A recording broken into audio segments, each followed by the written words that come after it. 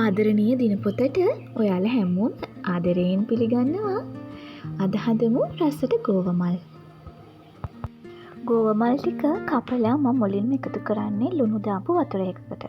මොකද ගෝවමල් වල විස බීජ කුණුදුවිලි තියෙනවනේ. ඉතින් ඒවා හොඳට ඉවත් වෙලා පිරිසිදු වෙන්න ඕන නිසා තමයි මම මුලින්ම ලුණු වතුර එකකට මේ ගෝවමල් ටික එකතු කරන්නේ. ඊට පස්සේ හොඳට සෝදලා තමයි මම උයන්න ගත්තේ.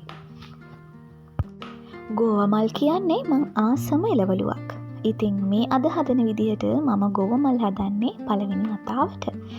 බලමුකෝ ඉතින් හදලා මේ විදිහට රසයිද කියලා.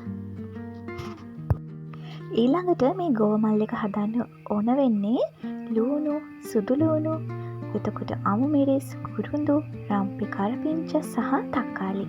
මේ දේවලුත් එකතු කරගෙන අපි ඊළඟට බලමු මම අද මේ ගෝවමල් එක හදාගන්නේ කොහොමද කියලා. මුලින්ම හට්ටියක් ලිපේ තියලා ඒකට තෙල් එකතු කරලා තෙල් ටික රත් වීගෙන එනකොට සුදු ලුණු, රම්පේ කරපිංචා, කුරුඳු සහ ලුණු ටික දාලා තෙලේ චූටි වෙලාවක් ටෙම්පරාදු කරගන්නවා. ඊට පස්සේ තමයි මම මේකට එකතු කරන්නේ ලුණු, කහ, ගම්මිරිස්, කෑලි මිරිස් සහ බැදපු තුනපහ ටිකක්.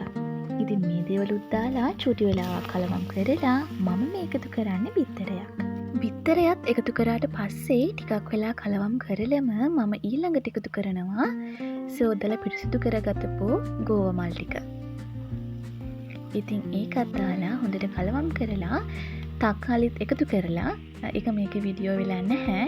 ඉතින් ওই දේවල් ඔක්කොම දාලා මම ගෝවමල් ටික තැම්බෙනකන් විනාඩි 10ක් විතර මද ගින්නේ වහලා උයාගත්තා. ඉතින් ඔය විදිහට තමයි රසට ගෝවමල් එක මම හැදුවේ. ඉතින් මේ වීඩියෝ එක බලපු ඔයාලා හැමෝටම ගොඩාක් ස්තුතියි. ආයෙත් වීඩියෝ එකකින් හමු වෙනකන් ඔයාලා හැමෝම සතුටෙන් පරිස්සමින් ඉන්න. Dear Diary YouTube channel එක subscribe කරන්න.